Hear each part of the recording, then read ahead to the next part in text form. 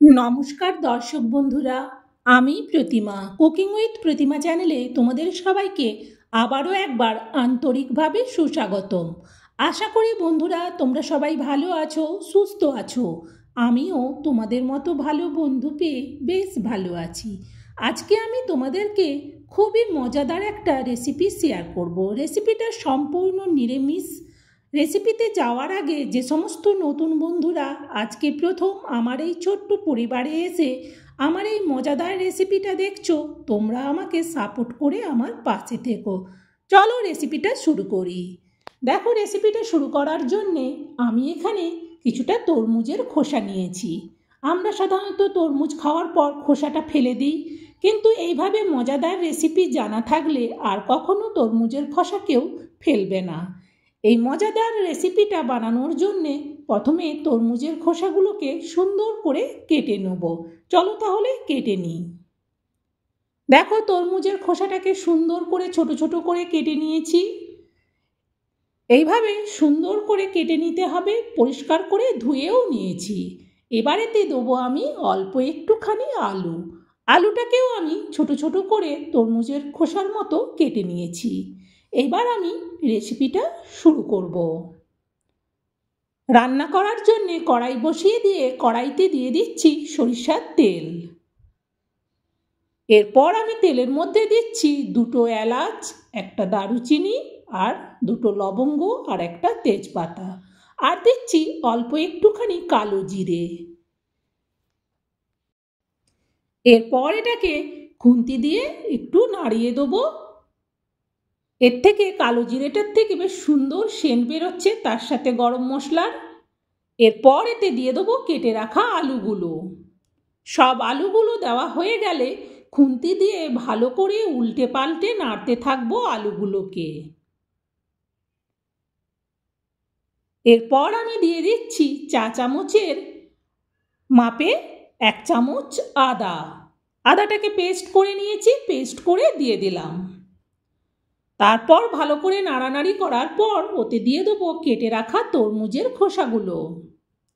তরমুজের খোসাগুলো দেওয়ার পর খুন্তি দিয়ে ভালো করে সব কিছুকে উল্টে পাল্টে এটাকে নাড়তে থাকবো। তারপর এতে দিয়ে দেবো একটা টমেটোকে ছোট ছোট করে কেটে নিয়েছি।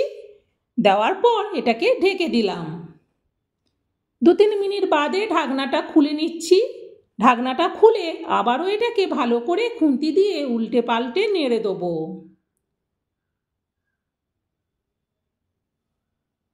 সুন্দর করে নাড়া হয়ে যাবার পর এতে দিয়ে দিচ্ছি পরিমাণ মতো লবণ, আর দিচ্ছি ছোট চা চামচের 1 চামচ চিনি, আর দিচ্ছি পরিমাণ মতো হলুদ।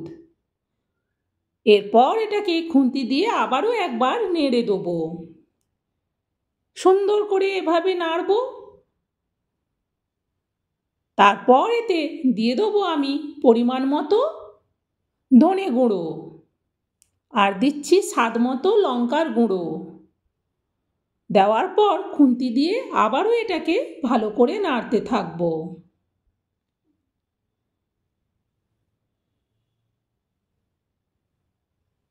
এরপর আমি এতে দিয়ে দেবো পরিমাণ মতো জল। জল দেওয়ার পর আবারও খুন্তি দিয়ে ভালো করে একটু নাড়ানাড়ি করে এটাকে ঢেকে দেবো। বন্ধুরা, আমি তো এই তরমুজের খোসাটাকে ডালনা বলি, তরমুজের খোসার ডালনা। এটা কিন্তু খেতে খুব সুন্দর হয়। তাই বন্ধুরা অবশ্যই সবাই লাইক দিও, আর কিন্তু কমেন্ট করতে ভুলো না আমাকে। দেখো, 2-3 মিনিট বাদে আমি ঢাকনাটা খুলে দেখে নিলাম। সুন্দরভাবে ফুটে গেছে, সব কিছু বেশ সেদ্ধও হয়ে গেছে সুন্দরভাবে।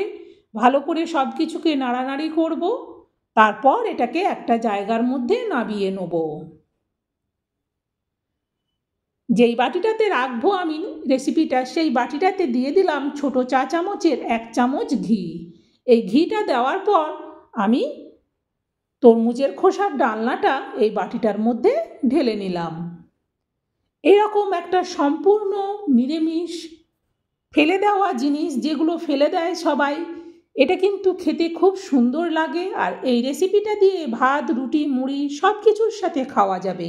একবার আমার দেখানো প্রসেসে বানিও, তাহলে বুঝতে পারবে। পরের রেসিপিতে আবার দেখা হবে বন্ধুরা, টাটা।